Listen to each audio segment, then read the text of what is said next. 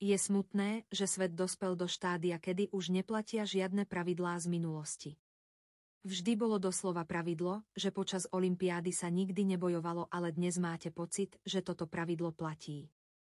Nie, všetci sa vytešujú z toho, ako športovci získavajú medaily, ale nikoho nemrzí, že tam nie sú opäť dve krajiny, a to Rusko a Bielorusko. To isté platí aj o konflikte u nášho východného suseda. Máte pocit, že by sa tam prestalo bojovať? Nie, tam neriešia, či je olympiáda alebo nie. Svet sa posunul do úplne inej fázy. Takej, ktorá porušuje základnú myšlienku olympijských hier.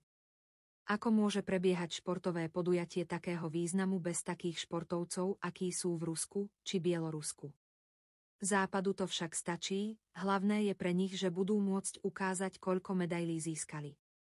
Otázka je, za akú cenu. Všetci tu riešia otvorenie olympiády.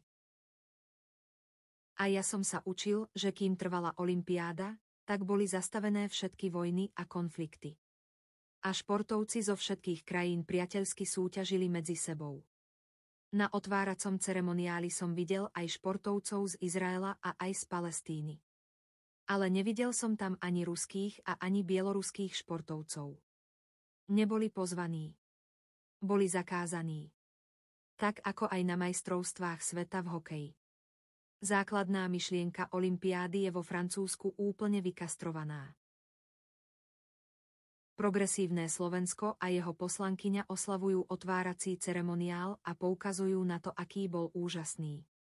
Sranda je, že práve progresívne Slovensko hlasovalo proti rodovej rovnosti v Europarlamente, no nám budú rozprávať hlúposti. Symbolická rodová rovnosť ako začiatok.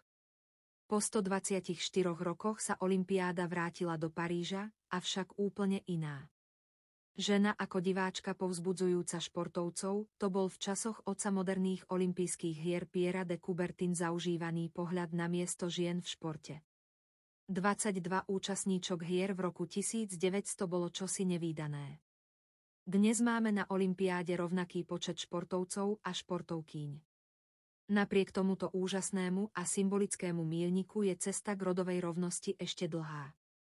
Keď sa totiž pozrieme mimo športovísk a za oponu olympiády, odhalí sa nám realita rovnosti v športe, muži stále dominujú na trénerských pozíciách, v realizačných tímoch. Medzi športovými novinármi, medzi zástupcami športových organizácií, na líderských pozíciách. Posúvanie hraníc musí pokračovať a takýchto prelomových podujatí potrebujeme ešte mnoho. Je skvelé, že Paríž otvára aj debaty o tom, ako ďalej.